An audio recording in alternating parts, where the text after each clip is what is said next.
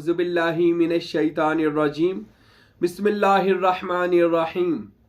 किसी ने पूछा था दुआ सैफ़ी पढ़ने का तरीका बताया जाए और उसके फ़ज़ाइल बयान किए जाएं कि दुआ सैफ़ी की शान और अज़मत क्या है। तो सुनिए, दुआ सैफ़ी के बारे में मनकूल है कि दुआ सैफ़ी जो है मेरे और आपके प्यारे नबी जनाब मोहम्मद मुस्तफ़ा सल्लल्लाहु अलैहि वसल्लम ने हज़रत मौला अली शेर खुदा को तालीम इरशाद फरमाई थी, यानी हजूर ने अता फरमाई थी दुआ सैफ़ी, जिसका बाद में नाम हिर्ज़ यमानी, हिर्ज़ सहाबा भी रखा गया। हिर्ज़ यमानी इसलिए रखा गया, हिर्ज़ यमानी यमन का खजाना। किताबों में लिखा है कि जो यमन का बादशाह था उस पर किसी दुश्मन मुल्क ने हमला किया और उसको माजूल कर दिया। वो हजरत मौला अली के पास आए तो मौला अली शेर खुदा अलैहिस्सलाम से अर्ज की कि मौला अली मुझे इस मुश्किल से निकालें। तो मौला अली शेर खुदा ने उसको ये दुआ सैफ़ी लिख कर दी कि ये आप ले जाएं और ये पढ़ें तो इंशाल्लाह आपको फतह कामयाबी होगी। उस यमन के बादशाह ने जब ये पढ़ा, अल्लाह ने उसको नुसरत दी, कामयाबी दी, कामरानी दी, उसको दोबारा उसका मुल्क मिल गया और अल्लाह ने उसको मुश्किल से निकाल दिया। उनके बाद अहले बैत में से भी और सहाबा में भी और ताबाइन में भी बहुत लोग इसको वजीफे में करते रहे और पढ़ते रहे, इसके फजूज़ व बरक़ात हासिल करते रहे। हमारे सिलसिला सरवरिया कादरिया में ये बहुत ज्यादा पढ़ी जाती है और खसूसन हजूर महबूब सुभानी कुतुब रब्बानी सैयदना शेख अब्दुल कादिर जिलानी गिलानी रहमतुल्लाह अलैह, गौसे पाक रहमतुल्लाह अलैह, इसके पहले अमल का अमल हुए हैं कि जिन्होंने इतनी दुआएं सैफ़ी पढ़ी कि आपकी जुबान सैफुर रहमान खुदा के अमर की नंगी तलवार बन गई। यहां तक कि आप जलाल की नजर से देखते थे तो उस बंदे को नेस्तो नाबूद हो जाता था, और अगर उसको जमाल की नजर से देखते थे तो वो बंदे की 7 नस्लें भी तर जाती थी। यहां तक कि आप हजरत की जुबान, तवज्जो, आंख, आप सरकार का जो तवज्जो थी वो सारी के सारी सैफुर रहमान बन चुकी थी दुआ सैफ़ी की बरकत से। सैफ़ी कहते ही तलवार को है। तो ये दुआ सैफ़ी इतनी बाकमाल है कि मैंने इस फकीर जो साईं महबूब पीर आपको बता रहे, मैंने आज तक इतनी पायदार दुआ, इतना कामयाब अमल नहीं देखा जो अल्लाह तक पहुंचाने के लिए काफी हो। इससे बड़ा अमल कोई नहीं है। और हजरत सखी सुल्तानुल आरफीन सुल्तान बाहू रहमतुल्लाह अलैह जो हमारे मुरब्बी हैं, पीरो मुर्शद हैं, फरमाते हैं कि दुआ सैफ़ी पढ़े बगैर कोई भी हमारा जो मुरीद है वो कभी दावतुल कबूल हासिल नहीं कर सकता जब तक दुआ सैफ़ी उस पर वारद नहीं हो जाती। किसी अहले मज़ार पर जाकर, किसी कब्र औलिया की कब्र पर जाकर जब तक दुआ सैफ़ी पढ़कर इसका फैज़ ना हासिल किया जाए तो वो तब तक इल्म दावतुल कबूल का शाहबाज शाहसवार नहीं बन सकता। सुल्तान बाहू रहमतुल्लाह अलैह ने इस दुआ सैफ़ी को पढ़ा जुबानी, और हजरत सुल्तान बाहू भी गौसे पाक रहमतुल्लाह अलैह की तरह इस दुआ सैफ़ी के अमल का अमल थे।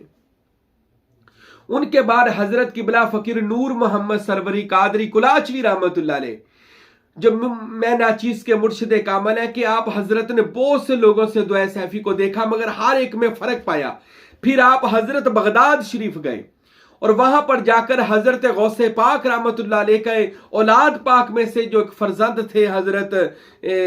जो उनके फर्जंद पाक थे हजरत मुस्तफ़ा अल गिलानी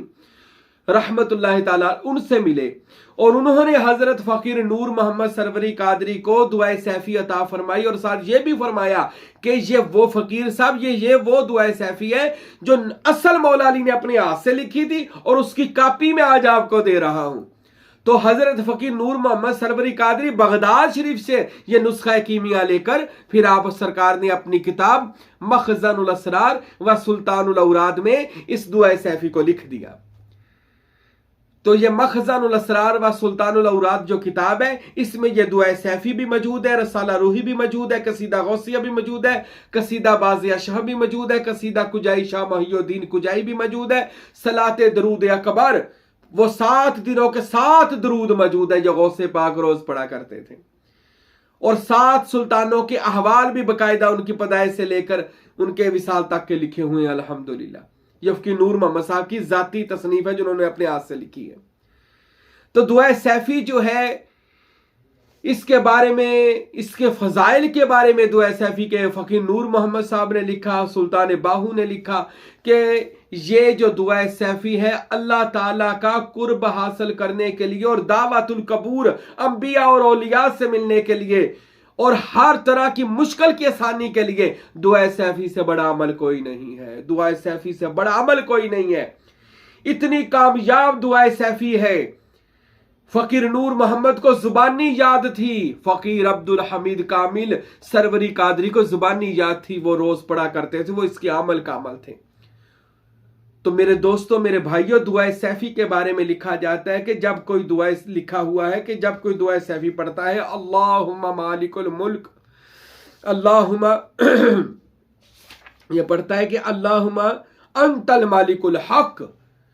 अल्लाहुम्मा अंतल मालिकुल हक, अब इतनी बात कहता है शुरू करने वाला अमल का अमल, तो फौरन जितने भी बातन में अरवाह है, मौकलात है,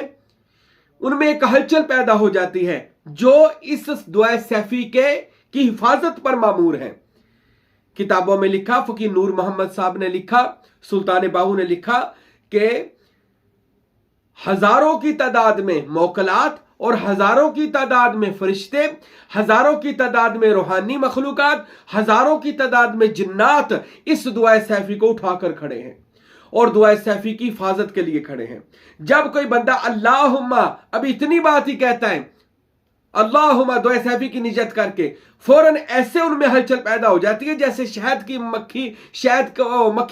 शहद वाले छत्ते को छेड़ा जाए और वो मक्खियों में हिजान पैदा हो जाता है। इस तरह सारे जो बातन के औलिया है वो हैरान होकर एक दूसरे से पूछते हैं, ये कौन दुआ सैफी पढ़ने लगा है? तो दुआ सैफी, अल्लाह अकबर, इसके बारे में फकीर नूर मोहम्मद सरवरी कादरी रहमतुल्लाह अलैह ने लिखा कि दुआ सैफी पढ़ने वाला बंदा अगर बानीयत इसके पढ़े कि अल्लाह ताला मुझसे राजी हो जाए, तो दुआ सैफी की बरकत से अल्लाह ताला सलामुन कौलन मिर रब्बिर रहीम उसकी तरफ अपना सलाम भेजता है और उसको अपने औलिया और सालिहीन में शामिल कर लेता है। अगर कोई दुआ सैफी इस नियत से पढ़े कि मेरी सारी की सारी मुश्किलात आसान हो जाएं, तो वह रोजाना दुआ सैफी को मामूल में रखे, उसकी हर तरह की मुश्किल आने से पहले ही टल जाया करेगी। दुआ सैफी जो इस वजह से पढ़े कि बातन में औलिया अंबिया मुझे मिले, तो उसको रोजाना अंबिया और औलिया की ज़ियारत होगी, बल्कि औलिया बातन में उसके लिए तोहफे तोहाइफ पेश करेंगे आकर उनको, और उनको बातनी तौर पर ले जाकर गौसे पाक और मजलिस मोहम्मदी में उसको पेश किया जाएगा और उस अमल का अमल को वहां से दुआ सैफी का फैज़ व बरकत अता कर दी जाएगी।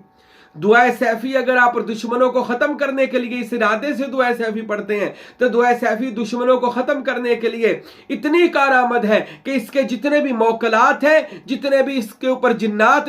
इसकी हिफाजत के लिए हैं, वो हाथों में नंगी तलवारें और हथियार लेकर उस बंदे के पीछे पड़ जाते हैं जिसकी नीचे से दुआ सैफी पढ़ी जाए, और उसके घर के इर्दा गिर्द भिड़ते रहते हैं कि जब तक उस बंदे को वो बातनी तौर पर जरब लगा दें तलवार की और उसको जख्मी कर दें, यानी बीमार कर देते हैं, मार देती है। दुआ सैफी इस काम के लिए भी, यानी दुश्मनों को खत्म करने के लिए भी बड़ी कामयाब है।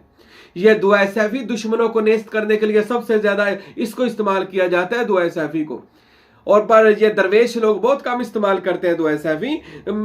होती जरूर है इनके पास, लेकिन ये कम इस्तेमाल करते हैं क्योंकि इसका नाम ही तलवार है। तो वो जो फकीर होते हैं वो तो अल्लाह की रजा के लिए सारा कुछ करते हैं, लेकिन वो इसके अमल का अमल होते हैं जो वो इसको इस्तेमाल बहुत कम करते हैं। मेरे मुर्शद फकीर अब्दुल हमीद कामिल सरवरी कादरी रहमतुल्लाह अलैह इसके पूरे अमल का अमल थे, लेकिन बहुत कम आप हजरत ने दुआ सैफी से किसी को बुरा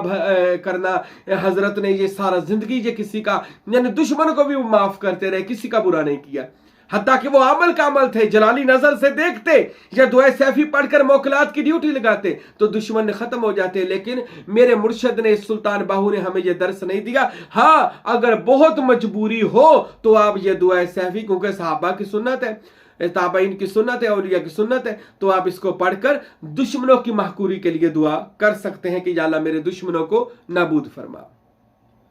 अब हम बात करते हैं कि दुआ सैफी कैसे पढ़ी जाए। तो दुआ सैफी पढ़ने के लिए सबसे पहले तो किसी अमल की इजाजत होना जरूरी है। कामल मुर्शद के बैत हो जाए, फिर उससे इजाजत लें। और दुआ सैफी पढ़ने के लिए वजू करके फजर की नमाज पढ़कर ये कोशिश करें गुस्ल करके शुरू की जाए, और गुस्ल करें, खुशबू लगाएं, और फजर की नमाज के बाद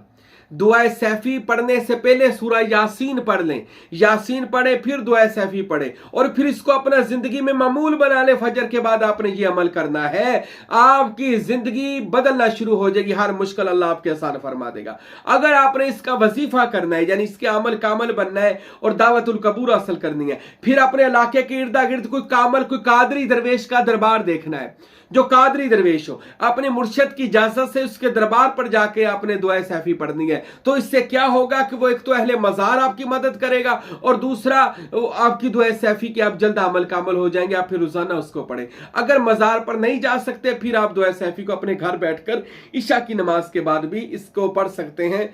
ये सरकार ने तो एक बार ही लिखी, क्योंकि 2.5 सपारे जितनी है ये दुआ सैफी, एक बार पढ़ लें, 7 सूरह यासीन पढ़ लें, लेकिन पढ़ने से पहले 3 बार दुरूद शरीफ, 3 बार सूरह फातिहा, 3 बार आयतुल कुर्सी, 3 बार 4 कुल शरीफ, फिर 3 बार दुरूद शरीफ पढ़कर अपने ऊपर दम कर लें। तसव्वुर मुर्शिद बांध ले, पहले तसव्वुर शेख अपने आप पर कर ले, फिर दुआ सैफी शुरू कर दें। जिस भी मकसद के लिए दुआ सैफी पढ़ेंगे अल्लाह आपको कामयाब कामरान फरमा देगा। अल्लाह ताला की बारगाह में दुआ है, अल्लाह ताला हम सबको औलिया अल्लाह के इन खजानों पर अमल करने की तौफीक अता फरमाए। वमा अलैना इल्लल बलागुल मुबीन।